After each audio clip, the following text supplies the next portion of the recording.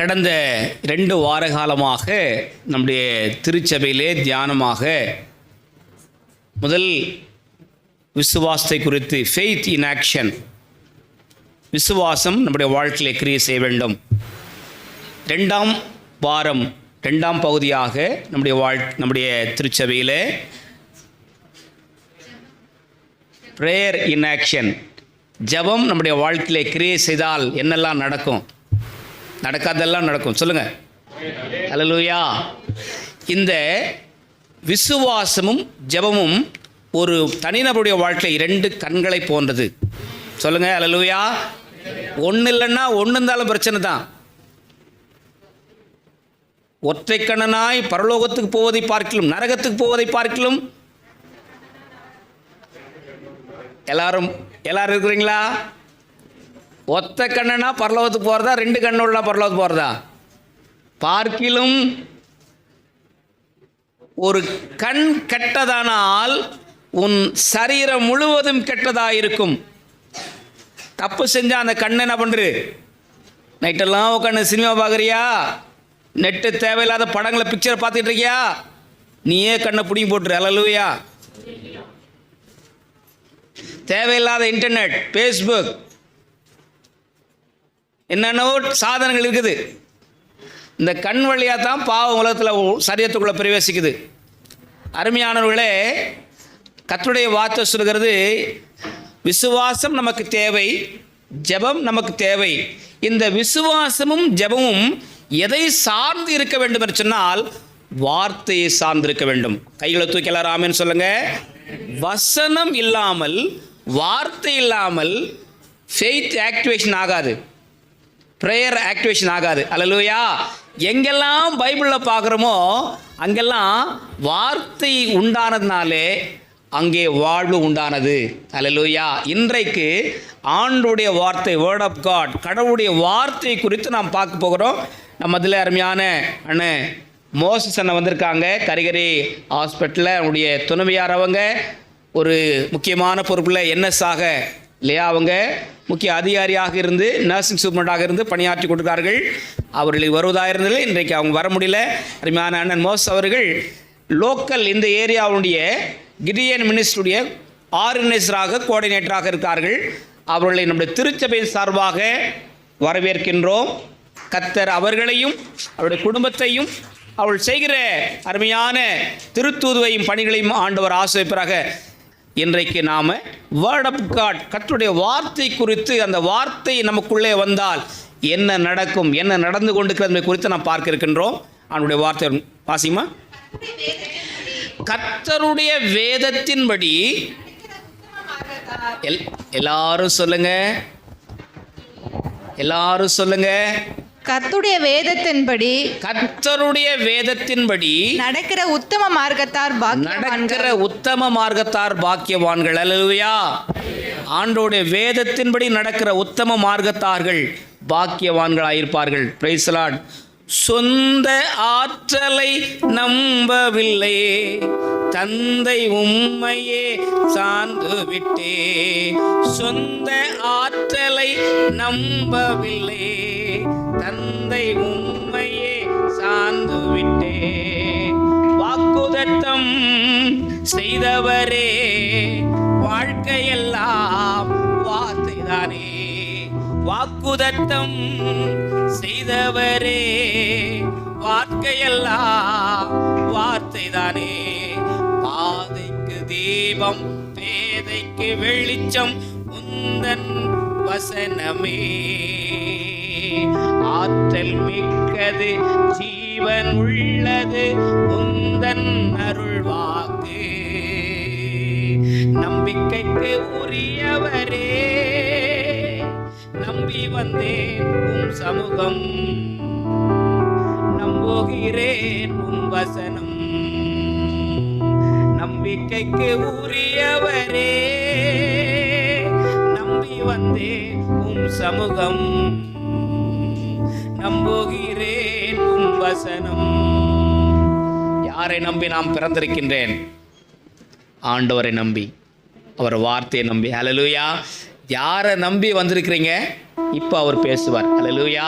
ஆண்டவர் அவர் வார்த்தையின் மூலமாக நம்மோடு பேசும்படியாக கண்களை மூடி ஆண்டவருக்கு முன்பாக நம்மை தாழ்மைப்படுத்துவோம். நல்ல பிதாவே, உடைய திருவார்த்தைகள் எங்கள் மத்தியிலே வரும்போது ஏற்றுக்கொள்கிற மனதை தாரும் ஆண்டவரே. அந்த வார்த்தைகளின்படி ஆண்டவரே எங்கள் வாழ்வை அமைத்துக் கொள்கிற ஒரு வாழ்வை தாரும் சுவாமி. உமது அடியானை மறைத்து உமது வார்த்தைகள் வெளிப்படட்டும். இயேசு கிறிஸ்துவின் நாமத்தில் வேண்டுகிறோம் நல்ல பிதாவே. ஆமேன், ஆமேன். அடமோசன ப்ளீஸ். ஆண்டவரும் இரட்சகருமாகிய பிதாவாகிய தேவனுடும் குமாரனாகிய தேவனும் பரிசுத்தாவின் ஐக்கியத்தினாலும் உங்கள் அனைவரையும் வாழ்த்துதில் நாங்கள் மகிழ்ச்சி அடைகின்றேன். இந்த நாளிலும் இந்த இடத்தை, உங்களுடைய ஆலயத்தை, உங்களோடு தேவனுடைய செய்தியையும் சுவிசேஷத்தின் ரகசியங்களையும் பகிர்ந்து கொள்வதற்கு கொடுத்த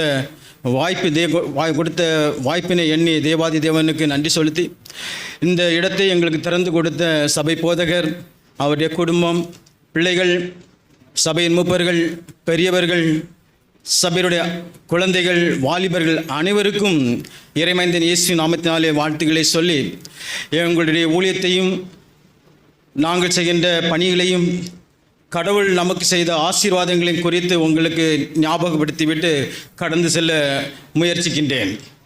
பரலோக பிதாவே, இந்த விலைக்காக மக்கள் நன்றி செலுத்துகிறோம். கிதியோனை பற்றி, கிதியோனுடைய ஊழியங்களை பற்றி, உம்முடைய ராஜ்யத்தை பற்றி, உம்முடைய தாசர்களை பற்றி, உம்முடைய ஜனங்களை பற்றி ஆண்டவரே செழுமையாக கொடுக்க எனக்கு கிருபை செய்தீங்கப்பா. ஆண்டவரே, எங்களுடைய வார்த்தைகள் வந்து விடக்கூடாது தகப்பனே. எங்களை முழுமையாக மறைத்துக் கொள்ளுங்க ஏசப்பா. உம்முடைய வார்த்தைகளை செயல்பட வேண்டும் ஆண்டவரே. மனிதனாக என்னுடைய வார்த்தை, எங்களுடைய சிந்தனைகள் இங்கு வந்து விடக்கூடாது தகப்பனே. பலவீனமானவர்கள் நாங்கள் தகப்பனே. எங்களை ஒவ்வொரு நாளும் சிரிச்சித்து, எங்களை பலப்படுத்தி, உறுதிப்படுத்தி, எங்களை ஆசீர்வதித்து உயர்த்தி அந்த ரகசியங்களை இவர்களும் பெற்றுக்கொள்கிறார்கள். நாங்கள் பெற்றுக்கொண்ட நாங்கள் அனைவருமாக சபையாக இந்த உலகத்திற்கு சாட்சியாக நாங்கள் வாழ்வதற்கு எங்களை அர்ப்பணிக்க கிருபை செய்வீராக. இந்த வேத வசனங்களை ஆசீர்வதித்தருவாக. மிக சுருக்கமாக அவர்களுக்கு சொல்லிக் கொடுப்பதற்கு ஞானத்தை தாங்கப்பா, அறிவை கொடுங்கப்பா. ஆண்டவரை கேட்கிற பிள்ளைகள் ஒவ்வொரு செவியிலும் ஆண்டவரை திறந்த மனதோடு, ஆண்டவர் ஏக்கத்தோடு ஓடி ஓடி வந்திருக்கிறாள் தகப்பனே. எனக்கு இன்று ஒரு வார்த்தை வந்து விடாதாம், எனக்கு ஒரு வார்த்தை தந்து விட மாட்டாராம், எனக்கு என்னுடைய நோய்களை எல்லாம் குணமாக்கி விட மாட்டாராம், என்னுடைய தேவைகள் எல்லாம் சந்திக்க மாட்டாராம். அப்படியெல்லாம் நாம் வந்திருக்கிறோம். அதற்கான விடைகள் இங்கே இருக்கின்றது. அவைகளை நாங்கள் பார்க்கும் பொழுது, தியானிக்கும் பொழுது, ஏசப்பா நீர் எங்களோடு கூட இடைப்படுங்கப்பா. ஒவ்வொரு பிள்ளைகளும் ஆசீர்வதிங்கப்பா. தேவ பிள்ளைகளை உங்களுடைய கர்த்தப்படுகிறோம். பரிசுத்தமாக எங்களை ஆசீர்வதித்தாங்க ஏசப்பா. ஏசப்பா அந்த வார்த்தைகளை நீர் பொறுப்படுத்திக் கொள்ளுங்கப்பா. ஆண்டவர் ஒவ்வொருவரும் திறந்த மனதோடு இருக்க கிருபை செய்வீராக. அடியனை மறைத்துக் கொள்ளுங்க. நீங்க பேசுங்கப்பா. இயேசு கேட்கிறோம் நல்ல பிதாவே. ஆமென். நாம் எபிரேயர் 4ஆம் அதிகாரம், எபிரேயர் 4ஆம் அதிகாரம் 12வது வசனம். தேவனுடைய வார்த்தையானது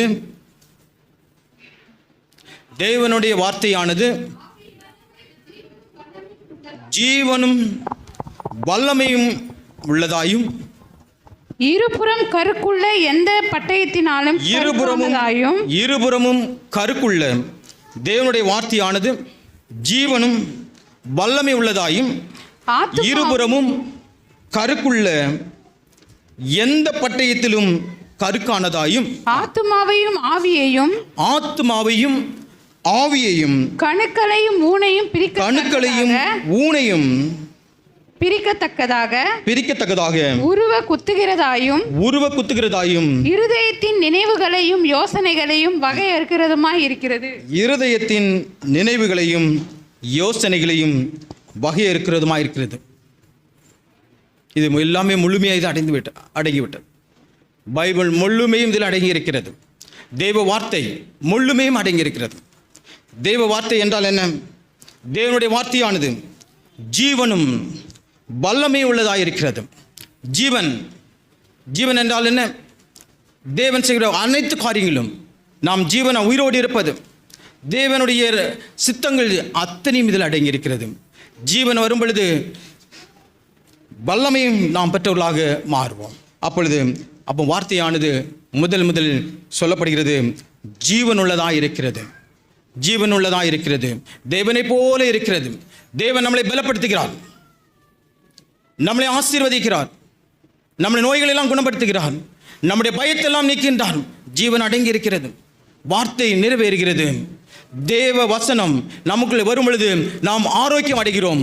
நாம் நோய்கள் எல்லாம் குணமாக்கப்படுகிறது. ஜீவன் பெறுகிறோம். ஆண்டவருடைய வார்த்தை வர வர ஜீவன் பலப்பட்டு கொண்டே இருக்கிறது.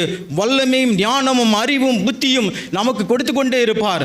நமக்கு ஞானத்தை கொடுக்கிறார், அறிவை கொடுக்கிறார், பலத்தை கொடுக்கிறார், சக்தி கொடுக்கிறார், ஆரோக்கியத்தை கொடுக்கிறார், நோய்களை எல்லாம் குணமாக்குகிறார். ஜீவன் உள்ளதாக இருக்கிறது.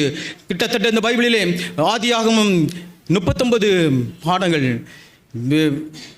புதிய ஏற்பாட்டிலே 27 அதிகாரங்கள், கிட்டத்தட்ட இந்த முழுமையும் வார்த்தைகள், தேவனுடைய வார்த்தைகள், தீர்க்க தரிசனங்கள், 6000க்கு மேற்பட்ட தீர்க்க தரிசனங்கள், வாக்குத்தத்தங்கள் அடங்கியிருக்கிறது. நீங்கள் எந்த வாக்குத்தத்தத்தை படித்துக் கொண்டாலும் அந்த வாக்குத்தத்தம் முழுமையடைய செய்துவிடும். தேவனுடைய ராஜ்யத்தை நீங்கள் சுதந்திரித்துக் கொள்வீர்கள். தேவனுடைய அன்பை நீங்கள் புரிந்து கொள்வீர்கள். எந்த வாக்குத்தத்தம் எடுத்தாலும் சரி, கிட்டத்தட்ட பைபிளில் இந்த வாக்குத்தத்தம் எனக்கு என்று நான் சொல்ல முடியாது. உங்களுக்கு இன்னொரு வாக்குத்தத்தம், ஒரு வார்த்தை, அந்த வார்த்தை அதான் பைபிளில் வானமும் பூமியும் ஒளிந்து போனாலும் இந்த வார்த்தை, ஒரு வார்த்தை கூட ஒரு இலக்கமாகிலும் ஒரு எழுத்தாகிலும் அணிந்து போகாது. யாராவது ஒருவரை உருவாக்கிவிடும். எப்படி உருவாக்கிவிடும் அவர்களுக்கே தெரியாது. அவர்கள் சொன்னால் நாம் பூரித்து விடுவோம். அவர்கள் லகுவாக சொல்லிவிடுவார்கள். கிதியோனிலே நிறைய சாட்சிகள் இருக்கிறது. இந்த வசனங்களை கொடுக்கும் பொழுது அது எப்படி அவர்களுக்கு ஜீவனை கொடுக்கிறது, எப்படி வல்லமையை கொடுக்கிறது அப்படிங்கிறதை நாங்கள் அறிந்திருக்கின்றோம். சாட்சியாக எழுதப்பட்டிருக்கிறது. நம்முடைய தமிழ்நாட்டிலே இருக்கக்கூடிய சாம்சன் மணி என்கிற ஒரு பெரிய இப்போ பெரிய மனிதராக இருக்கின்றார், தேவ பிள்ளையாக இருக்கின்றார். லட்சக்கணக்கில் இந்த வேத வசனத்தை கொடுத்து கொண்டே இருக்கின்றார். மிகப்பெரிய நிறுவன அதிகாரியாக இருக்கின்றார், பணியை செய்கின்றார். இந்த பணியும் சேர்த்து செய்கிறார். அவருடைய ஆரம்பம் ஒரு கிராமம். அந்த கிராமத்தை நான் சொன்னால் நீங்கள் இப்பொழுது எளிமையாக புரிந்து கொள்வீர்கள். அந்த கிராமத்தில் அவ்வளவு படிப்பறிவினா இல்லாத கிராமம். அவர் சொல்லும் பொழுது அவர் என்ன சொல்கிறார் என்றால், அவர் டைட்டில் அப்படி தான் கொடுத்திருக்கின்றார். எப்படி கொடுக்கிறார் என்றால், சபிக்கப்பட்டவன் ஆசீர்வதிக்கப்பட்டவனாய் மாறினான், சபிக்கப்பட்ட நான் ஆசீர்வதிக்கப்பட்டவனாய் மாறினேன் என்று சாட்சி எழுதியிருக்கிறார். சாட்சியாக வாழ்ந்து கொண்டிருக்கிறார். சென்னை பட்டணத்திலே தாம்பரம் நார்த் கேம்பிலே மிக துடிப்பாக வேலை செய்து கொண்டிருக்கிறார். மிகப்பெரிய குக்கிராமம், வசதியே இல்லாத கிராமம். அவங்க எப்படிப்பட்டவங்கன்னு சொன்னால் இப்போ நீங்கள் நல்லா புரிஞ்சுக்குவீங்க. அவங்க அந்த பிள்ளைகளாக இருக்கும் பொழுது அவங்க வீட்டு பக்கத்தில் என்ன பிரேதங்களை எரிப்பார்களாம். அங்கே போய் அந்த பிரேதத்தை எரிக்கும் பொழுது அதுக்கு படைச்சிட்டு போயிடுவாங்களாம். அந்த படைத்ததை போய் எடுத்து சாப்பிட்றதற்கு ஆர்வமாக இருந்தவர்கள். அவ்வளவு வறுமையிலும் ஏழ்மையிலும் அங்கே போனாலே சபிக்கப்பட்டவர்கள் அதான் மாறி இருப்போம். ஸோ சபிக்கப்பட்ட குடும்பமாக இருந்திருக்கிறார்கள். அவரே சொல்கிறார், நாங்கள் சபிக்கப்பட்ட குடும்பமாக இருந்தோம். எங்கள் அப்பாவுக்கு 2 அக்கா ஒரு தங்கை, 2 பேரும் இயற்கைக்கு அப்பாற்பட்ட மரணத்தை சந்தித்து விட்டார்கள். கண்ணாலே பார்த்தோம். துக்கம். எங்கள் அப்பாவுக்கு பயம். நான் குழந்தை பிறந்தவனை ஜோசியர்களை போய் நாடி இருக்கிறார்கள். ஒவ்வொருவரையராக போய் பார்த்திருக்கார்கள். இவன் பிறந்தால் ஒரு வருடத்தில் செத்து விடுவான், இந்த வீட்டிற்கு பெரிய பெரிய பிரச்சனை உருவாக்கி விடுவார்கள் என்று குறி சொல்லிவிட்டார்கள். இதை அவர்கள் பெற்றோர் நம்பிவிட்டார்கள். இவரை பிறந்தால் இந்த பிள்ளை எப்படி வளருவான் அப்படிங்கிறதை குறித்து அவனுக்கு பிரயாசம் பண்ணதற்கு மடிப்பிச்சை அப்படி எல்லாம் போய் அவனை பிறக்க வைத்து 1 வயது வரை தாண்டி விட்டார்கள். நம்பிவிட்டார்கள். நாம் தப்பித்து விட்டோம், என் குழந்தை தப்பித்து விட்டது, நம்முடைய சுய முயற்சினால் அவன் தப்பித்து விட்டான் அப்படின்னு என்று அவர்கள் ஆர்வப்பட்டார்கள். அவன் வளர்ந்தான். தேவன் அவரை முன்குறித்தான். தாயின் கருவில் உருவாகிறதுக்கு முன்னே அவரை முன்குறித்த தெய்வம் அவரை விடவில்லை. அவரை இவர்கள் முன்குறிக்கவில்லை. தேவன் முடிவு கொடுத்தார். சாபத்தை ஆசீர்வாதமாக மாற்றுவதற்கு, அந்த வார்த்தையை நமக்கு கொடுப்பதற்காக, நமக்கு தைரியத்தை கொடுப்பதற்காக அவரை கிட்டத்தட்ட ஒரு 50 ஆண்டுகளுக்கு முன்பே தேவன் அவருடைய தாயின் கருவிலே அவரை நினைத்து அவரை உருவாக்கி இன்னைக்கு சென்னை பட்டணத்திலே வைத்திருக்கிறார். அவர் போய் மோசமான குடும்பம், சாபம், பயம், எப்போ வேணாலும் யார் வேணாலும் சாவார்கள் அப்படிங்கிற பயம் அவங்களுக்கு இருந்து கொண்டே இருக்குமாம். சபிக்கப்பட்டது அவர் அழகாக சொல்லும் பொழுது எங்களுக்கெல்லாம் அது மிக ஆச்சரியமாக இருந்தது. சபிக்கப்பட்ட குடும்பம் அவரே புரிந்து கொண்டார். நாங்கள் சபிக்கப்பட்ட குடும்பம், இதிலிருந்து எப்படி நாங்கள் வெற்றி அடைவது? ஒவ்வொரு வீடாக போய் குறியாக கேட்கிறது. அவர்கள் சொல்றதெல்லாம் பிரயாசப்பட்டது செய்கிறது, தோல்வி அடைகிறது, மனக்குழப்பம், பிரச்சனை அதிகம் பெற்று வாழ்ந்து கொண்ட காலத்திலே அவன் வாலிபராக மாறுகிறார். வாலிபர் 15 ஆண்டுகள் கழித்தோன்னு அவங்க அப்பா, என்னுடைய குழந்தை என்னுடைய தியாகத்தினாலே இந்த குழந்தை பிழைத்து விட்டது, 14 ஆண்டுகள் பிறந்து விட்டான், இனிமேல் அவர் சொல்லிவிட்டார்கள் இன்னும் 6 மாதம் இங்கே இருந்தால் உங்கள் குடும்பத்தில் பெரிய ஆபத்துன்னு சொல்லிவிட்டார்கள். அவர்கள் எப்படியாவது காசை பெற்றுக்கொள்வார்கள் அல்லவா? அதற்காக அவர்களை அணுகி அவருடைய காசை பெற்றுக்கொண்டே இருக்கிறார்கள். இவர்கள் கொடுத்து கொண்டே இருக்கிறார்கள். இவர்களின் வார்த்தையை கேட்கிறார்கள். 14 வயது ஆகிறது. இவன் இனிமேல் இருந்தால் உங்களுக்கு பீடத்து சாபமாகிவிடும் சொன்னோன்னே அவங்க அப்பா பிள்ளைக்கு மேல் பிள்ளை பாசத்தோடு, பிள்ளை படித்தாலும் சரி படிக்காவிட்டாலும் சரி, இங்கே இருக்கக்கூடாது, கிராமத்தில் இருக்கக்கூடாது, பட்டணத்துக்கு அனுப்பிவிடுவோம் என்று அனுப்பிவிட்டார்கள். பாசத்தினால் அல்ல, படிக்கிறதுக்கு அல்ல, வேலை பார்க்கறதுக்கு அல்ல, அவன் உயிரோடு எங்கேயா இருந்து விடட்டும், எங்கள் கண்மொழி இருக்க வேண்டாம், சாபத்தை உருவாக்க வேண்டாம் அப்படின்னு சொல்லி அவனை அனுப்புகிறார்கள். போய்விட்டார், பட்டணத்துக்கு போகிறார். பட்டணத்துக்கு போய் முதல்ல ஒருத்தருக்கு ஒரு கிடியன் அவரை சந்திக்கிறார். சந்தித்து ஒரு பைபிளை கொடுத்துறார். இந்த பைபிளை நீ வாசி, அது உன்னோடு பேசும் அப்படிங்கிறத அவர் கோட் பண்ணுகிறார். என்ன சொன்னாராம் என்றால், இந்த புத்தகம் உன்னோட கூட பேசும், இந்த புத்தகம் உன்னை பாதுகாக்கும், இந்த புத்தகத்தை வைத்துக்கொள், இதை உன்னோடு வைத்துக்கொள் அப்படி என்று இதை கொடுத்து விட்டார். இவர் சந்தோஷத்தில் போயிருக்கிறார். இந்த பைபிளை கொடுக்குறாங்க, வாங்கி கொண்டார். கிதியன் என்னென்னு தெரியாது, பைபிள் என்னன்னு தெரியாது, கிறிஸ்தவர்களை பற்றி அவர்களுக்கு புரியாது, கிறிஸ்தவருடைய நன்மைகளை பற்றி புரியாது, அவர்கள் வாழ்வாதாரத்தை பற்றி அவர்களுக்கு புரியாது, அது ரகசியம் அவங்களுக்கு தெரியாது. அதை வாங்கி கொண்டார், ஏற்றுக்கொள்கிறார்கள். நாங்கள் பைபிளை விநியோகிக்கும்படி பொழுது எல்லாரும் ஆர்வமாக வாங்கி கொள்கிறார்கள். ஓடி ஓடி வந்து, நாங்கள் இவங்களுக்கெல்லாம் கொடுக்க வேண்டாம், அவங்களை எதிர்பார்க்கவில்லை அப்படின்னு சொல்லி நாங்கள் போனால் அவங்க ஓடி வந்துடுறாங்க. அப்போ எங்களுக்கு யார் கொடுக்குன்னு தெரியல. ஸோ சில இஸ்லாமிய நண்பர்கள் இருப்பாங்க, அவங்கள போய் நம்ம ஹர்ட் பண்ணிடக்கூடாது, அவங்களுக்கு கொடுக்க வேண்டாம்னு சொல்லிட்டு நம்ம ஒதுங்கி போனால் அவங்க ஏன் எங்களுக்கு கொடுக்கவில்லை, எங்களுக்கு கொடுங்கள், எங்களுக்கு அது வேண்டும் என்று கேட்டு வாங்குகிறார்கள். இங்கிலீஷை சேர்த்து கொடுங்கள், என் தங்கச்சி இங்கிலீஷ் படிச்சிருக்கிறான், அவள் அதை வாசிப்பான் அப்படின்னு சொல்லி கேட்டு வாங்குறோம். அவ்வளோ ஆர்வமாக இருக்கும். அந்த பைபிளை விநியோகப்படும் பொழுது அவ்வளவு சந்தோஷமாக இருக்கும். கேட்டு கேட்டு பெற்றுக்கொள்கிறார்கள். இப்பொழுதெல்லாம் காலம் இந்த கொரோனாவுக்கு அப்புறம் நீங்கள் வைத்துக்கொள்ளலாம் அப்படிங்கிறது எங்களுக்கு கொடுத்துருக்கிறார்கள். ஆஸ்பத்திரியிலே கொண்டு வைத்து விடலாம், ட்ராக்கில் வச்சுக்கோங்க, தேவையான எடுக்கட்டும். இப்படி காலத்துக்கு சில மாற்றங்களை மாற்றுவார்கள். அதை நாங்கள் கீழ்ப்படிவோம், விநியோகம் பண்ணுவோம், நாங்கள் கொடுப்போம், இதை நாங்கள் சொந்த காசிலே வாங்கி கொடுப்போம். ஸோ ஆகவே அவர்கள் தாகத்தோடு வாங்கியிருக்கார். இது யாருமே மறுக்கவில்லை. 1-2 அவர்கள் தான் அதை மறுக்கிறார்கள், எதிர்க்கிறார்கள், வேண்டாம் என்று தைரியமாக சொல்கிறார்கள். ஆனால் அத்தனை பேரும் வாங்கிக் கொள்கிறார்கள், வாங்கி பக்கமாக வச்சுக் கொள்கிறார்கள். வாங்கி கொண்டு வச்ச பிள்ளைகள் அண்ணா இயேசுக்குள்ள வந்திருக்கிறாங்க, அக்கா இயேசுக்குள்ள வந்திருக்காங்க, குடும்பமே வந்திருக்காங்க. இப்படி ஏகப்பட்ட சாட்சிகள் இருக்கிறது. நீங்களும் நான் உங்களுக்கு தயவாக கேட்கிறேன், யூடியூப்ல போட்டு பாருங்க, கிதியன்ஸ் மினிஸ்ட்ரி அல்லது சாட்சிகள், கடவுள் செய்த சாட்சிகள். ஒரு சாட்சியாகிலும் ஒரு நாளைக்கு நீங்கள் பார்த்து விடுங்கள். எவ்வளவு நம்ம நேரங்களை செலவு பண்ணுகிறோம் அல்லவலாம். ஒரு சாட்சி, ஒரு வாசனம், ப்ரேயர். கடவுள் எவ்வளோ நேரம் உங்களுக்கு ப்ரேயர் பண்ண சொல்கிறாரோ அவ்வளோ மணி நேரம் நீங்கள் ப்ரேயர் பண்ணுங்க. 1 மணி நேரம்னா 1 மணி நேரம் ப்ரேயர் பண்ணுங்க. கடவுள் உங்களுக்கு 2 மணி நேரம் கொடுப்பாங்க, 2 மணி நேரம் ப்ரேயர் பண்ணுங்க. இல்லை நீ 3 மணி நேரம் ப்ரேயர் பண்ணு, 3 மணி நேரம் உங்களுக்கு கிடைக்கும். நீங்கள் மற்றவர்களுக்காக ஜெபம் பண்ணும்பொழுது அவர்களை தாங்கும், உங்கள் குழந்தையை தாங்கும், உங்கள் குடும்பத்தை தாங்கும், உங்களுடைய சகோதர சகோதரிகளை தாங்கும், அத்தனை பேரையும் பலப்படுத்தும். ஜீவன் உள்ளது, வல்லமை உள்ளது. தேவனுடைய வார்த்தை ஜீவன் உள்ளது, நம்மளை உயிர்ப்பிக்கும், நம்மளை உருவாக்கும். நம்ம அனைவரையும், தேவனுடைய பிள்ளைகள் அனைவரையும் அது உருவாக்குங்கிற நம்பிக்கையோடு நாம் இங்கே உட்கார்ந்து கொண்டே இருக்கின்றோம். அடுத்தபடியாக தேவனுடைய வார்த்தை ஜீவன் உள்ளது, தேவனுடைய வார்த்தை வல்லமை உள்ளது. அடுத்து தேவனுடைய வார்த்தை எப்படிப்பட்டதாக இருக்கிறது என்று சொல்லியிருக்கிறார்கள் என்றால், 2வது அதிலே இருக்கிறது, அந்த வசனத்திலே அடுத்து இருக்கிறது, அது இருபுறமும் கருக்குள்ள பட்டயமாம். அது இருபுறமும் கருக்குள்ள பட்டயமாம். நாம் வீட்டில் ஒரு குரம்புல கருக்குள்ள பட்டயமாக வைத்திருக்கிறோம், அது மிக ஷார்ப்பாக நம்ம வைத்திருக்கிறது இல்லை. நம்ம கையெல்லாம் கவனம் இல்லாமல் பண்ணிவிட்டால் அது வெட்டியே. அதே மாதிரி தான் நம்முடைய தேவனுடைய வார்த்தையும் இருபுறமும் கருக்குள்ள, மேலேயும் வெட்டும் கீழே வெட்டும். அப்படியானால் அது எதை வெட்டுகிறது அப்படிங்கிறது மிக தெளிவாக சொல்லப்பட்டிருக்கிறது. அது இருபுறமுள்ள கருக்குள்ள பட்டயத்தை காட்டிலும் கருக்கானது. கருக்குக்கு மேல் கருப்பு, ஷார்ப் மேல் ஷார்ப், அப்படி நம்மளை உருவாக்கும். அதான் மகிமையில் மகிமையில் மகிமை, நம் மகிழ்ச்சியின் மேல் மகிழ்ச்சி, சந்தோஷத்தின் மேல் சந்தோஷம் நம்மளுக்கு கொடுக்கும். அது எப்படி கொடுக்கிறது, நமக்கு ஜீவனை எப்படி கொடுக்கிறது, நாம் ஏன் இவ்வளோ தைரியமாக நிற்கின்றோம் அப்படி என்றால், இங்கே இருக்கிறது என்னது, இருபுறம் கருக்குள்ள பட்டயத்தை வெட்டி, அது வெட்டும் பொழுது அது நம்முடைய ஆத்மாவையும் நம்முடைய ஆவியையும் உயிர்ப்பிக்கிறது.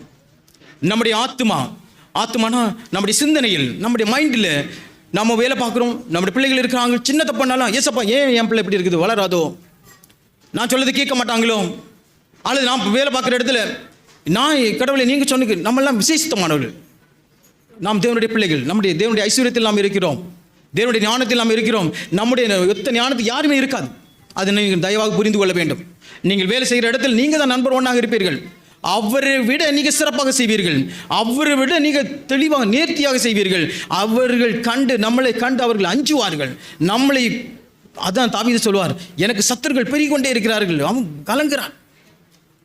சங்கீதம் 37 நீங்கள் வாசித்தீங்கன்னா அதில் ஒரு நிறைய செய்தி இருக்குது. எல்லாமே எனக்கு சில ஞாபகம் இல்லை, நேரம் இல்லை. அதை நீங்கள் வாசித்து பாருங்கள். சங்கீதம் 37 வாசித்தால் கொல்லாதவர்களை குறித்து நீ எப்படிப்பட்டவனாக இருக்க வேண்டும் ஆலோசனை இருக்கிறது. அந்த பாடல் தான் வாசிக்கப்பட்டது. உன் வெளிச்சத்தை, உன் நியாயத்தை பட்ட பகலை போகும் வெளிச்சத்தை போலும் அவர் உருவாக்குவார். நீ செய்கிற காரியங்களை அவர் வெளியரங்கமாக்குவார். மனிதர் உன்னை சிக்கல் தன்னுடைய தந்திரங்களாலும் அரசியல் சூழ்ச்சிகளாலும் உன்னை மாட்டி விடலாம் என்று அவர்கள் நினைத்து கொண்டால் அவர்களால் அது முடியவே முடியாது. இதை நாங்கள் எங்களுடைய வாழ்விலே கிட்டத்தட்ட அனுதினமும் நாங்கள் பார்த்து கொண்டே இருக்கிறோம். ஆனால் எங்களுக்கு ஒரு டவுட் வரும், ஏசப்பா அவங்க தான் சிறப்பாக செய்கிறாங்களோ, நம்ம தான் அவங்களுடைய குறைகளை பார்க்குறோமோ? இல்லை, அவர்கள் குறைகள், நம்மளும் குறைவுள்ளவர்கள். நம்மளை விட அவர்கள் தவறுதான் செய்கிறார்கள், கண்மூடித்தனமாக தவறு செய்கிறார்கள், எந்தவித நியாயமும் இல்லாமல் செய்வார்கள். ஆண்டார் கடவுள் நம்மளுக்கு ஞானத்தை கொடுத்திருக்கிறார். சண்டேஸ் கிளாஸில் ஞானத்தை, அறிவை கொடுத்திருக்கிறார், வார்த்தைகளை வைக்கிறார், வாலிபர்களுக்கு பயிற்சி கொடுத்திருக்கிறார், பெரியவர்களுக்கு டெய்லி ஆலோசனை கொடுத்திருக்கிறார். நாம் எல்லாரை விட சிறந்தவர்கள். அவர்கள் 5 நாட்கள் தான் உழைப்பார்கள், நாம் 7 நாளும் உழைத்து கொண்டே இருப்போம். 6 நாள் கல்லூரி படிப்பை உலக பிரகாரமான கல்வியை கற்றுக்கொள்வோம். 7வது நாள் சபையில் 8 மணிக்கும் கொண்டு உட்கார வைத்து விடுவார்கள். வசனத்தை கற்றுக் கொடுத்துட்டே இருப்பார்கள், தேவ வார்த்தையை கதிலே போட்டுக்கொண்டே இருப்பார்கள். நாம் விசேஷித்தவர்கள், ஞானத்தில் பெறுகிறவர்கள், உலகத்தில் எந்த வேலை செய்யும் தகுதி உள்ளவர்கள். அப்படி நம்மளை கடவுள் உருவாக்குகிறார், நமக்கு ஞானத்தை கொடுக்கிறார். அதனால் நான் சில நேரத்தில் டவுட் வந்திருக்கும், அவங்களை நம்ம குற்றம் கண்டுபிடிக்கிறோமா? அவங்களை பார்த்தா எப்பவும் நம்மளுக்கு தவறாதுன்னு தெரியும், பேசினா எப்பவும் பார்த்தாலும் நம்மளுக்கு எதிர்மறையானதான் அவங்கள்ட்ட பேசுகிற மாதிரி தெரியும், வாய் அடக்க வேண்டுமே அப்படி நான் நினைக்கும் பொழுது கடவுள் அது இல்லை. ஞானத்தை கொடுக்கும் பொழுது, நம்மளுக்கு தயவை கொடுக்கும் பொழுது அவளை மன்னிக்க நம்மளுக்கு கற்றுக் கொடுத்திருக்கிறார், நீடிய பொறுமை கொடுத்திருக்கிறார். அவர்கள் எவ்வளவு நம்மளுக்கு எதிராக வந்தாலும் நீடிய பொறுமை தந்து நம்மளை பாதுகாத்து கொண்டே இருக்கிறார், நம்மளை உயர்த்தி கொண்டே இருக்கிறார். எங்கேயும் நாம் வெட்கப்படவில்லை. நம்முடைய பலவீனம் வரும் பொழுது நமக்கு மட்டும் தெரியும், கடவுளுக்கு நமக்கும் புரியும். அந்த பலவீனங்கள் வரும்பொழுது நம்மளை பாதுகாத்து உளையான சேற்றிலிருந்து நம்மளை எடுத்து தூக்கி நிறுத்தி உயர்ந்த கண்மையிலும் எடுத்து ராஜாக்களும் ஆசாரியர்களும் மாதிரி உட்கார்த்து வைக்கும் பொழுது, கடவுளே நீர் எவ்வளவு பெரியவராயிருக்கிறீர், இந்த மனிதர் மத்தியிலேயே இவ்வளவு பெரிய இடத்தில் எங்களை உருவாக்கி கொண்டு நிற்க வைத்து விட்டீங்களே, எங்களுடைய பேரை உம்முடைய பேரை பேச வைத்து விட்டீங்களே, அப்படி நீங்கள்லாம் ஆய்ச்சிருப்பட்டிருப்பீர்கள். அதெல்லாம் உங்களுடைய சாட்சிகள், நீங்கள் சொன்னால் எழுதி சொல்லிக்கொண்டே இருக்கலாம். அத்தனை சாட்சிகள் இங்கே இருக்கிறது. நான் பார்த்த உங்களுடைய சாட்சிகள் கிட்டத்தட்ட 6 சாட்சிகள். இன்னும் விட்டா நீங்கள் சொல்லிக்கிட்டே இருப்பீங்க. பாஸ்டர் விட்டுருங்க சொல்லட்டும்னு நான் சொன்னேன், ஆனால் உங்களுக்கு டைம் கருதி நான் நிறுத்த பாஸ்டர் அதை கட்டுப்படுத்தினாங்க. ஆனால் விட்டு அத்தனை பேர் நீங்கள் சாட்சி சொல்லியிருப்பீர்கள். கடவுள் உங்களை ஆசீர்வதித்து நம்மளை ஆசீர்வதித்து கொண்டே இருக்கிறார். இதை நீங்கள் அனுதினமும் உங்களுடைய பயிற்சியில் ஞாபகம் வைத்துக்கொள்ளே இருக்க வேண்டும். அப்போ தேவனுடைய வார்த்தை நம்முடைய ஆத்மாவையும் ஆவியையும், ஆத்மா நமக்கு ஏகப்பட்ட பிரச்சனைகள் வரும் பொழுது நாம் கடவுளோடு இருக்குமோம், ஆனால் மனித விதமாக நமக்கு யோசிக்க ஆரம்பித்து விடுவோம். இப்படி செய்தால் கரெக்டாக இருக்குமோ, இதை செஞ்சு அவங்க விரும்புவாங்களோ, அல்லது நம்ம பிள்ளைங்க இப்படி சொன்னால் கீழ்ப்படிவாங்களோ, அல்லது மொபைலை கொடுத்துட்டா சாப்பிட்டுருவாங்களோ, இப்படியெல்லாம் நம்ம தவறாக யோசிக்கும் பொழுது அதில் நம்ம ஒவ்வொரு நாளும் போராடி கொண்டிருக்கிறோம். கடவுள் ஒவ்வொரு நாளும் நம்ம பலம் கொடுத்திருக்கிறார், சக்தி கொடுத்து கொண்டிருக்கிறார், ஞானத்தை கொடுத்து கொண்டிருக்கிறார். அப்போ இந்த ஆத்மாவில் மைண்டில் குழப்பம் வரும் பொழுது அது ஆவியை, நம்முடைய இதயத்தை குழப்பி விடும் பொழுது, இந்த ஆத்மாவிலும் ஆவியிலும் குழப்பம் வரும் பொழுது நாம் தேவனோடு இணைந்திருக்க முடியாது. சகோதரி சொன்னாங்க பார்த்தீங்களா, ஜபிக்க முடியாது. ஏதாவது ஒரு இழப்பு வரும் பொழுது, ஏதாவது ஒரு பிரச்சனை வரும் பொழுது அதை நாம் ஏற்றுக்கொள்ளவே முடியாது. அந்த இழப்பை நாம் நினைத்து இருக்கும் பொழுது நாம் பின்தங்கி தேவனுடைய வார்த்தையை பேசுவதற்கும், தேவனுடைய வசனத்தை எடுப்பதற்கும், நேரத்தை ஒதுக்குவதற்கும், ஜபம் பண்ணுவதற்கும் நாம் மடங்கெடுக்கப்பட்டு சாத்தான் மேற்கொள்ள ஆரம்பித்து விடுவான். அதான் வாசிக்க கேட்ட வசனத்திலே, தேவன் சர்வ வல்லவர், தேவாதி தேவன், கர்த்தாதி கர்த்தர், ராஜாதி ராஜா, இந்த உலகத்தையும் வானத்தையும் பூமியும் படைத்தவன் மனிதராக வதிக்கிறார். சாத்தான் போய் அவரிடம் போய் கேட்கிறான், நீ ஒரு வார்த்தை சொல்லு, இந்த கல்லுகள் அப்பமாகட்டும். அவனுக்கு தெரியும், வார்த்தை பேசினால் அப்பமாகும் என்று சாத்தானுக்கு தெரியும். அதனால் தான் பைபிள் எழுதப்பட்டிருக்கிறது, சாத்தானுக்கு நீங்கள் எதிர்த்து நிறுங்கள், அவன் ஓடி போவான். நீங்கள் எதிர்த்து நிற்க வேண்டும், அந்த சக்தியை நீங்கள் பெற்றுக்கொள்ள வேண்டும். ஜீவனும் ஆத்மாவும் ஜீவனும் குழம்பி இருக்கும் பொழுது இந்த வார்த்தை, தீர்க்க தரிசன வார்த்தை, தேவனுடைய வார்த்தை, அந்த வாக்குத்தத்த வார்த்தை, 6000 வாக்குத்தத்த வார்த்தை, தேவனுடைய வார்த்தை எதாயிலும் உங்களுக்கு அனுப்பணும். பயப்படாதே, நான் உன்னோட கூட இருக்கிறேன். அதை சொல்லும் பொழுது அடுத்த நிமிடத்திலேயே நம்முடைய பிரச்சனைகள் எல்லாம் மறந்து போய்விடும், இதயம் லகுவாக்கப்படும். அதனால தான் எபேசியரில் பிலிப்பியரில் அவர் சொல்லுகிறார், நானே வாசிக்க வேண்டாம், நானே அதை கோத்ரூ பண்ணிடுறேன். பிலிப்பியர் 4 அவர் சொல்கிறார், எப்பொழுதும் சந்தோஷமாயிருங்கள், ஆத்மாவுக்கு கலப்பம் வருதான், சந்தோஷமா இருங்கள், கர்த்தரை நம்பி நன்மை செய்து கொண்டே இருங்கள், கர்த்தருக்குள் பூரிப்பாயிருங்கள், கர்த்தருக்குள் மனமகிழ்ச்சியாயிருங்கள், அவரே காரியத்தை வாய்க்க பண்ணுவார், கவலைப்படாதீங்க. அப்படிங்கிறதெல்லாம் வார்த்தைகள் நமக்கு இருக்கிறது அல்லவா? ஏதாயிலும் ஒருத்தர் வார்த்தை கடவுள் நமக்கு தருவார், ஒரு மனிதனை கொண்டு தருவார், அல்லது இந்த கிதியன் மூலம் ஒரு வார்த்தைகள் யாருக்காக கொடுக்கப்படும், அவர்கள் தேவனை பெற்றுக்கொள்கிறார்கள். உடனே அல்ல, 10 ஆண்டுகளாகுது, 12 ஆண்டுகளாகுது, 14 ஆண்டுகளாகுது, நாட்கள் போய்கொண்டே தான் இருக்கிறது. ஒரு குறிப்பிட்ட நாளிலே கடவுள் அவரை இணைத்து விடுகிறார், சேர்த்து விடுகிறார், அவரை சிரித்து விடுகிறார், தன் பிள்ளையாக மாற்றி விடுகிறார். அப்போ எப்பொழுதும் சந்தோஷமாயிருங்கள், சந்தோஷமாயிருங்கள் என்று மறுபடியும் சொல்கிறேன். இப்பொழுது இந்த வார்த்தை நமக்கு வந்த உடனே ஆவியில் இருக்கக்கூடிய கலக்கம் கொஞ்சம் கொஞ்சமாக குறைய ஆரம்பிக்கும். இருபுற கருக்குள்ள பட்டையும் ஒரே வெட்டு. என்ன வெட்டு? சந்தோஷமாயிருங்கள். யாராவது சொல்ல முடியுமா? அம்மா கூட சொல்ல மாட்டேன், பிள்ளைகிட்ட சண்டை போடும்போது சந்தோஷமாயிரு அப்படின்னு நம்மளால சொல்ல முடியாது. ஆனால் தேவ வார்த்தை சந்தோஷமாயிரும் சொன்னோன்னே நம்முடைய ஆத்மா ஆவியிலும் கலங்கி கொண்டு இருக்கும் பிரச்சனையை கொஞ்சமாக விலக ஆரம்பிக்கும். சந்தோஷமாயிருங்கள், சந்தோஷமாயிருங்கள் என்று மறுபடியும் சொல்கிறேன். இது அப்படி வாசித்த உடனே தெளிவாகிவிடுவோம். ஆத்ம தெளிவு, ஆவியிலுடைய கலக்கம் கொஞ்சம் கொஞ்சமாக விலக ஆரம்பிக்கும். உங்கள் சாந்த குணம், நீ யார், எப்படிப்பட்டவன்? நீ சாந்த குணம் உள்ளவன், தேவனுடைய பிள்ளை, ராஜாதி ராஜாவுடைய பிள்ளை, ஐஸ்வர்ய சம்பந்தனுடைய பிள்ளை. உனக்கு அதை அவங்களுக்கு கொடுப்பார். உன்னுடைய சாந்த குணம் நாம் மாறிவிடுவோம். கடவுளுடைய ஆலயத்துக்கு வந்திருக்கிற பிள்ளைகள், பெரியவர்கள், நாம் அனைவரும் மாறிவிடுவோம். சாந்த குணத்தில் நாம் இருப்போம். மாற்று கருத்தே கிடையாது. எல்லாரும் பொறுமை உள்ளவர்களாக இருப்போம். நம்ம கற்றுக் கொடுத்துட்டே இருப்பாங்க. அதான் நம்ம சொன்னேன், நாம் யாம் சிறப்புள்ளவர்கள். நாம் 6 நாள், அவர்கள் 6 நாள்கள் கற்றுக்கிறார்கள், நாம் 7 நாள்களும் கற்றுக்கொண்டே இருக்கின்றோம், பயிற்சி செய்து கொண்டே இருக்கிறோம். மிகப்பெரிய தலைவர்கள், மிகப்பெரிய ஆசீர்வாதர்கள், மிகப்பெரிய ஞானிகள், மிகப்பெரிய போதகர்மார்கள் நமக்கு ஆலோசனை கொடுக்கும் பொழுது நாம் கீழே போகிறதுக்கான வாய்ப்பே கிடையாது. ஸோ சந்தோஷமாயிருங்கள் சொன்ன உடனே ஆத்மாவிலும் ஆவிலும் இருக்கக்கூடிய பிரச்சனைகள் கொஞ்சம் கொஞ்சமாக விலக ஆரம்பிக்கும். அடுத்து சொல்கிறார்கள், உன் சாந்த குணம் எல்லா மனிதனும் தெரிந்திருப்பதாக கர்த்தர் சமீபமாயிருக்கிறார். ஏன் கவலைப்படுறான்? உன் பக்கத்தில் இருக்கிறார், உன்னை சுற்றி இருக்கிறார், உன்னை நேசிக்கிறார், உன்னை அரவணைத்து வைத்திருக்கிறார், உன்னை முன்னும் பின்னும் நெருக்கி வைத்திருக்கிறார். நீ ஏன் கவலைப்பட வேண்டும்? உன் சமீபமாயிருக்கிறார். உன் வலது கையை பிடித்து உனக்கு போதிக்கிறார், உனக்கு ஆலோசனை தருகிறார். நான் உன் தேவனாய் கர்த்தர், உன் வழிகளை நான் சரிப்படுத்துவேன், கோணலானவைகளை செவ்வையாக்குவேன். வெண்கல தளவுகளை உடைத்து, இருப்பு தாழ்பால்களை முறித்தும், அந்த காலத்தில் இருக்கிற பொக்கிஷங்களையும் ஒளிப்பிடத்தில் மறைபொருள்களையும் உனக்கு கொடுப்பேனே. எவ்வளோ பெரிய ரகசியம், எவ்வளோ பெரிய சந்தோஷம்! அதுதான் சந்தோஷம். ஒளிப்பிடத்தில் மன மகிழ்ச்சி, அன்பு, சந்தோஷம். எதுதான் கடவுள் நம்மளை ஞாபகப்படுத்துவார். சாந்த குணம் எல்லா மனிதருக்கும் தெரிந்திருப்பதாக கர்த்தர் சமீபமாயிருக்கிறார். நீங்கள் ஒன்றுக்கும் கவலைப்படாமல் எல்லாவற்றையும் கொடுத்து காலையில் வந்த பொழுது அதான் அங்கே நடந்துச்சு. தேவனிடத்தை தெரியப்படுத்தி விடுங்க. போதகருக்காக, சபைக்காக, மக்களுக்காக, மிஷனரிமார்களுக்காக, தேசத்திற்காக, மாநிலத்திற்காக, மாவட்டத்திற்காக, உலகத்திற்காக ஜெபித்து கொண்டே இருந்தீர்கள். எல்லாவற்றையும் கர்த்தரை தெரிவித்துக் கொள்கிறேன். அப்பொழுது எல்லா புத்திக்கு மேலான தேவ சமாதானம் உங்களை ஆட்கொள். தேவ சமாதானம், சந்தோஷம், மகிழ்ச்சி, மகிமை உங்களை ஆட்கொள்ளும் பொழுது நாம் சும்மாவே இருக்க முடியாது. எதையா ஒன்று நாம் செய்வோம், எதையா ஒன்று கடவுளுக்காக செய்ய ஆரம்பித்து விடுவோம், செய்து கொண்டே இருப்போம். இதில் எந்த வித ஆணித்தரமாக சொல்ல முடியும்? கடவுள் நீங்கள் செய்ய விடாட்டாலும் அவரை உங்களை பின்தொடர்ந்து உங்களை நெருக்கி எங்கேயா ஒன்று கொண்டு போச்சு இல்லை படுகுழியில் கொண்டு விட்டு மக்கள்கிட்ட நம்மளை மாட்டி விடுறதுக்கு தேவன் அல்ல. நமக்கு மட்டும்தான் புரியும். அங்கே கொண்டு உட்கார வச்சு அங்கே தூக்கி உன்னை நிலைநிறுத்தி உயர்த்தி வைக்கும் பொழுது கடவுளுடைய அன்பை பெற்றுக்கொள்ள நாம் சும்மா இருக்கவே முடியாது. கடவுளுக்காக இடத்தை விட்டு கொடுத்திருக்கிறார்கள்.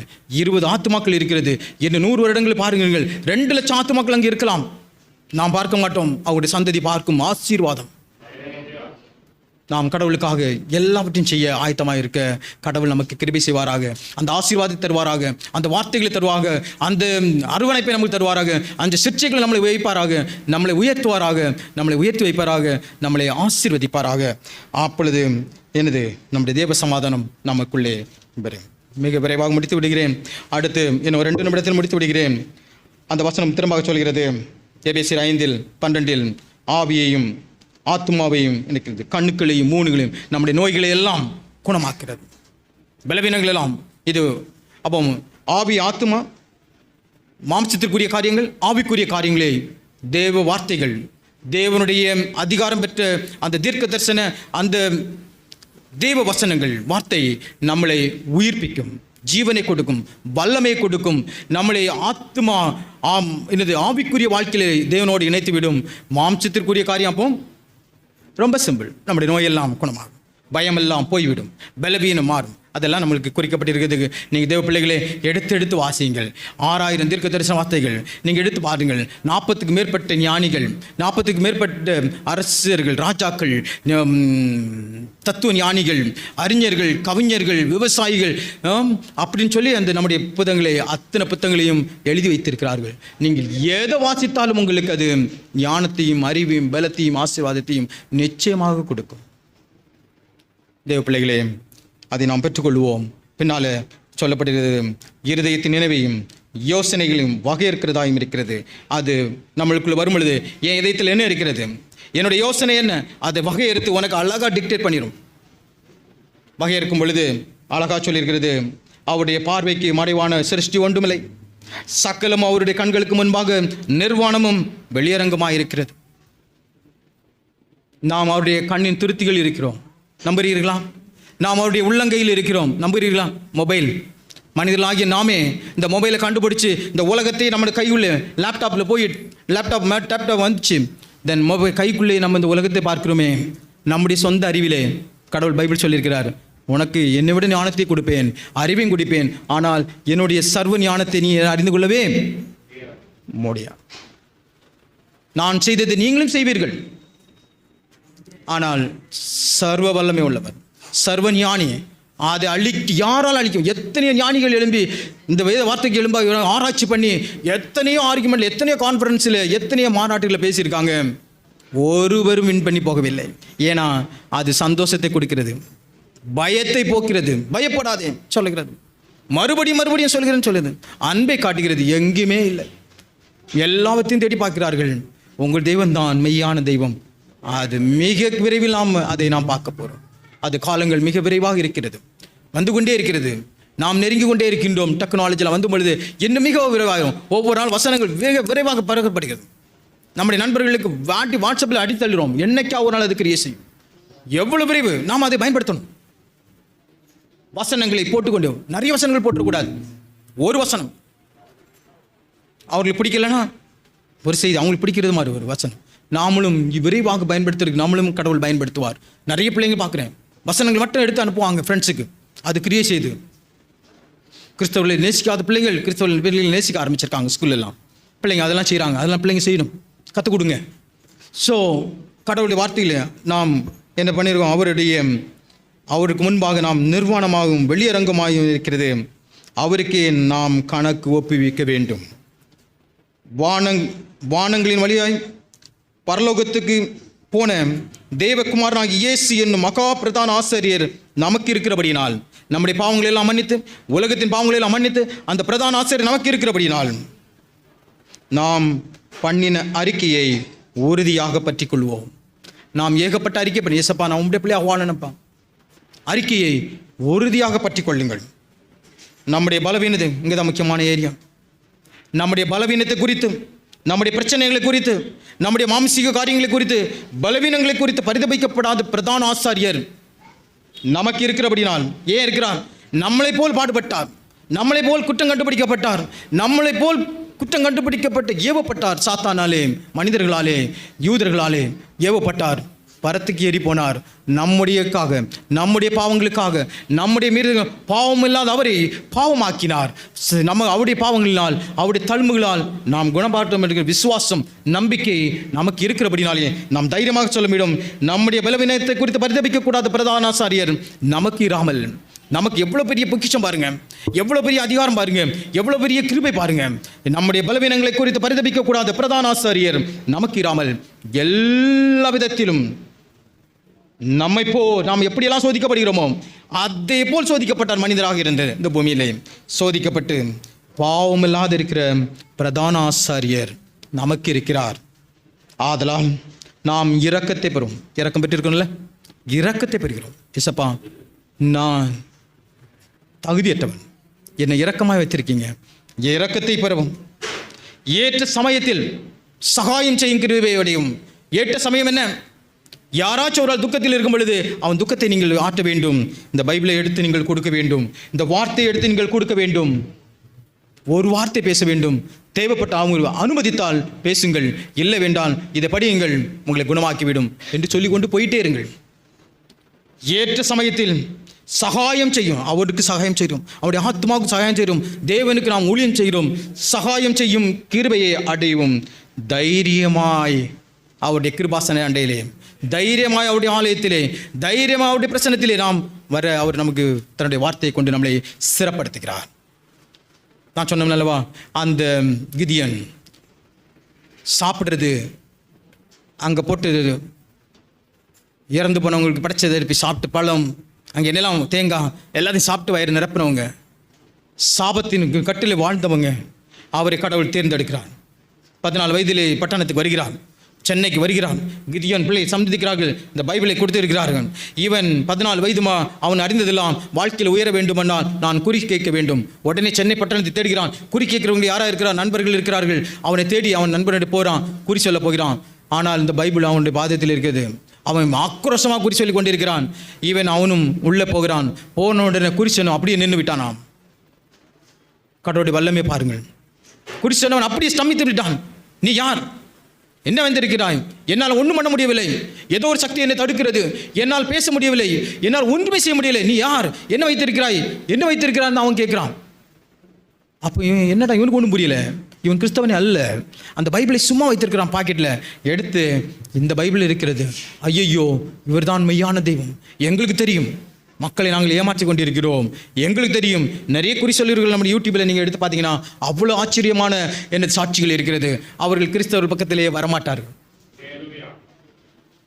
கிறிஸ்தவர்கள் எங்கே இருக்கிறார்களோ அங்கே வரமாட்டார்கள். ஆனால் நீங்கள் எங்கே வாங்க, பக்கத்து வீட்டு குறி சொல்கிறீங்களே, ஏன் எங்களுக்கு வரல அப்படி சொன்னீங்கன்னா வந்துடுவாங்க. ஒன்றும் பண்ண முடியாது. அப்புறம் நீங்கள் அவங்களுக்கு தெரியும் கிறிஸ்தவ கிராஸ் எங்கே இருந்தோம் அந்த எல்லைக்குள்ளே கால் கூட வைக்க மாட்டாங்க. நீங்கள் விட்டு கொடுக்காத பட்சத்தில், நீங்கள் அவர்களை பார்க்காத பட்சத்தில், அவங்களை நீங்கள் கூப்பிட்டு பேசுங்க, கடவுள் நல்லவர் சொல்லுங்க, அந்த தெருவுக்கே வரமாட்டான். தெருவுக்கே வரமாட்டான். அவங்க வீட்டு பக்கத்துக்கே வரமாட்டான். அவன் காட்டி கொடுத்தவன் இந்த பைபிள் தான் வைத்திருக்கிறேன். ஐயோ, இதான் மெய்யான தெய்வம். அப்போ மெய்யான தெய்வமா, சமாதானத்தை கொடுக்கிறவரா, இப்படி எடுத்து திரும்ப திரும்ப படிக்க பார்த்திருக்கிறார். கடவுள் அவரோடு பேசியிருக்கிறார். அவரை நல்ல மனிதனாக மாற்றியிருக்கிறார். அவரை தைரியத்தை கொடுத்திருக்கிறார், பலத்தை கொடுத்திருக்கிறார், தாழ்மையை கொடுத்திருக்கிறார், பொறுமையை கொடுத்திருக்கிறார், நீடிய பொறுமையை கொடுத்திருக்கிறார், ஞானத்தை கொடுத்திருக்கிறார், அறிவை கொடுத்து அவரை ஒரு பெரிய முதலாளியாக இன்றைக்கு மாற்றிருக்கிறார். அவர் அந்த அன்பை மறவாமல் இன்று அவருடைய இதிலே எழுதியிருக்கிறார், என் கையாலே லட்சக்கணக்கு பேருக்கு நான் இந்த பைபிளை நான் கொடுத்து விட்டேன். நீங்கள் கொடுக்குற ஒரு பைபிள் யாருக்கோ போய் சேரும், அது லட்சக்கணக்காக கிரியை செய்யும். குறுகிய விரைவிலே 811 கோடி மக்களை நாம் சந்தித்து விடுவோம். நம்பிக்கையோடு நாம் கடந்து செல்வோம். தேவன் நம்மளோடு இடைபடுவாராக, உங்களோடு பேசுவாராக, உங்கள் ஆத்ம தாகத்தை தருவாராக, தேவனுடைய அன்பை உங்களுக்கு கொடுப்பாராக, தெய்வ ராஜ்யத்தின் ரகசியத்தை உங்களுக்கு இன்னும் கற்றுக் கொடுப்பாராக, பலப்படுவீராக, தெய்வ ஞானத்தில் வளர்வீராக என்று சொல்லி முடிக்கிறேன். நன்றி. அருமையான சகோதரர் மோசஸ் அவர்கள் ஆர்ட்ஸ் காலேஜில் எக்கனாமிக்ஸ் டிபார்ட்மெண்ட்டில் பேராசிரியராக பணியாற்றி கொண்டார்கள். அவருக்காகவும் அருமையான சகோதரர்களுக்காகவும் அவர் செய்கிறதான திரு சேவைக்காகவும் நம் கர்த்தருக்கு நன்றி செலுத்துவோம். ஜெபிப்போம். அன்பின் நல்ல ஆண்டவரே, வார்த்தையை கொண்டு இந்த உலகத்தை படைத்தீர். வார்த்தையினாலே சுகமாக்கினீங்க. அந்த வார்த்தை வெறுமையாய் வந்து வெறுமையாய் திரும்பாது என்று நாங்கள் பார்க்கிறோம் ஆண்டவரே. அப்படிப்பட்ட வார்த்தையை அச்சிட்டு உலகம் முழுவதும் ஆண்டவரே எல்லாருக்கும் செய்கிற திருப்பணியை இந்த கிதியோன் ஊழியத்தின் மூலமாக தரிசனத்தோடு நிறைவேற்றி வருகிற ஆண்டவர், வருகைக்குன்பாக யாரிடத்திலெல்லாம் இந்த வார்த்தை இல்லையோ அப்படிப்பட்ட மக்களுக்கு வார்த்தை சேரத்தக்கதாக எங்கள் தேவன் கிருபை செய்யும்படிக்கு ஜெபிக்கிறோம் ஆண்டவரே. விசேஷமாக பிறந்த நாளை நினைவு கூறுகிற அருமை மகள் வினோலியாவுக்காக நன்றியோடு துதிக்கிறோம், ஸ்தோத்திரிக்கிறோம். பிள்ளையை நாங்கள் சபையாக வாழ்த்துகிறோம், ஆசீர்வதிக்கிறோம். இந்த நாளில் வார்த்தையை கேட்ட ஒவ்வொரு மக்களுக்காக ஸ்தோத்திரம். வார்த்தையை பகிர்ந்து கொண்ட அருமையான சகோதரருக்காக ஸ்தோத்திரம். அவருடைய குடும்பத்துக்காக, பிள்ளைகளுக்காக நன்றி செலுத்துகிறோம். இந்த சபையை நடத்துகிற அருமையான ஆண்டவரே போதகருக்காக, குடும்பத்துக்காக, பிள்ளைகளுக்காக நன்றியோடு துதிக்கிறோம், ஸ்தோத்திரிக்கிறோம்ப்பா. அருமை அடியார்களை ஆண்டவரே தெய்வீக சுகத்தினாலும் பலத்தினாலும் ஆளுகை செய்து இன்னும் அநேகருக்கு ஆசீர்வாதம் திருப்பணியை நிறைவேற்றத்தக்கதாக எங்கள் தேவன் கிருபை செய்யும்படி ஜெபிக்கிறோம். ஒவ்வொரு உம்முடைய பிள்ளைகளையும் கரம் பிடித்து ஆசீர்வதிங்க, வழிநடத்துங்க. இயேசுவின் நாமத்தில் பிதாவே, ஆமென். என் ஆத்துமாவே கர்த்தரை ஸ்தோத்திரி, முழுமே பரிசுநாமத்தை ஸ்தோத்திரி. கர்த்தரை ஸ்தோத்திரி, அவர் செய்த சகல பரவாதே. ஆமென். ஆண்டுடைய கிருபைக்கும் பராமரிப்புக்கும், கிருபைக்கும் இரக்கத்துக்கும் ஆசீர்வாதத்துக்கும் ஒப்புக் கொடுக்கிறேன். நம்முடைய ஆண்டவராய் இயேசு கிறிஸ்துவினுடைய கிருபையும், பிதாவாகிய தேவனுடைய அன்பும், பரிசுத்தாவினுடைய ஐக்கியம், ஆசீர்வாதம், வழிநடத்துதல் அருமையான சபையினுடைய விசுவாசிகளுடைய குடும்பங்களோடும் பிள்ளைகளோடும், விசேஷமாக வினோலியாவோடும் அவருடைய பெற்றோர்களோடும் இன்றும் என்றும் எப்பொழுதும் சதா காலங்களிலும் நிலைத்திருப்பதாக. ஆமென். அவர் வாரும் நாளே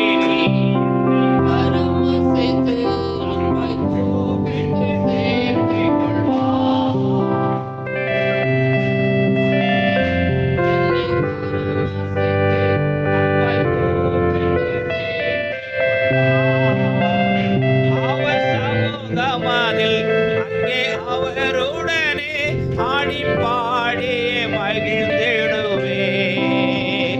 அவர் சமூகமதில் அங்கே அவருடனே ஆடி பாடி மகிழ்ந்திடுவே.